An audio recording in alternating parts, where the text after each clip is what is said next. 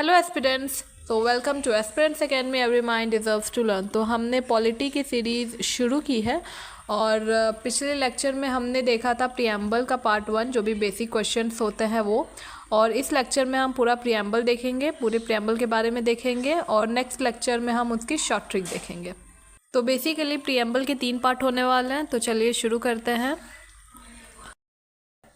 Preamble. We, the people of India, having solemnly resolved to constitute India into a sovereign, socialist, secular, democratic republic and to secure to all its citizens justice, social, economic and political liberty of thought, expression, belief, faith and worship, equality of status and of opportunity, and to promote among them all fraternity, assuring the dignity of the individual and the unity and integrity of the nation. In our Constituent Assembly, the 26th day of November 1949, do hereby adopt, enact and give to ourselves this Constitution.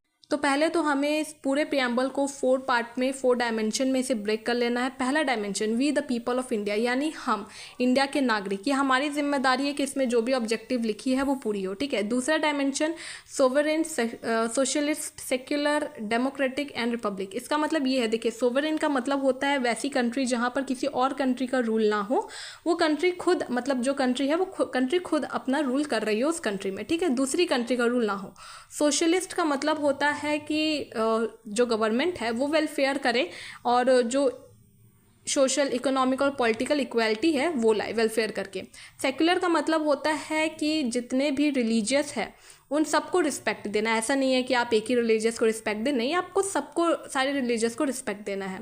Democratic का मतलब होता है वैसी सरकार जहाँ चुना जाए, जिस सरकार को चुना जाए। और रिपब्लिक का मतलब होता है कि जो सरकार चुनी गई है, ऐसा नहीं है कि वो कोई भी गलत फैसला ले सकती है, वो गलत फैसला नहीं ले सकती है, कॉन्स्टिट्यूशन उसको लिमिट करेगा।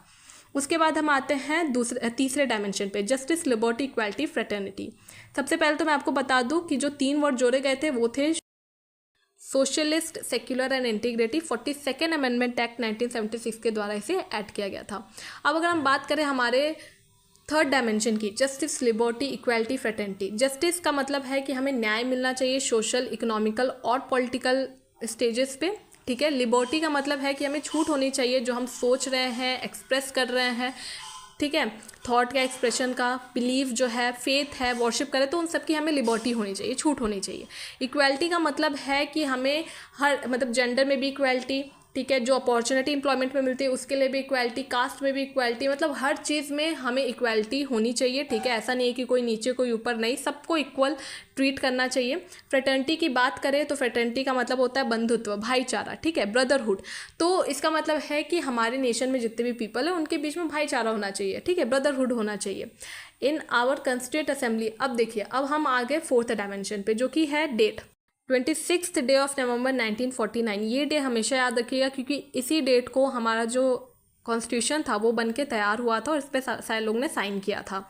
अब हिंदी में भी देख लेते हैं। हम भारत के लोग भारत को एक संपूर्ण, प्रभुत्व संपन्न, समाजवादी, पंथ निरपेक्ष, लोकतंत्रात्मक गणराज्य बनाने के लिए तथा उसके समस्त नागरिकों को सामाजिक, आर्थिक और राजनीतिक न्याय, विचार, अभिव्यक्ति, विश्वास, धर्म और उपासना की स्वतंत्रता, प्रति और अवसर की समता प्राप्त करने के लिए तथा उन सब में व्यक्ति की गरिमा और राष्ट्र की एकता और अखंडता सुनिश्चित करने वाली बंधुत्व बढ़ाने के लिए दृढ़ संकल्प होकर अपने इस संविधान सभा में आज तारीख 26 नवंबर 1949 ईस्वी को इत्तद्वार इस संविधान को अंगीकृत, अधिनियमित और आत्मवृत करते हैं।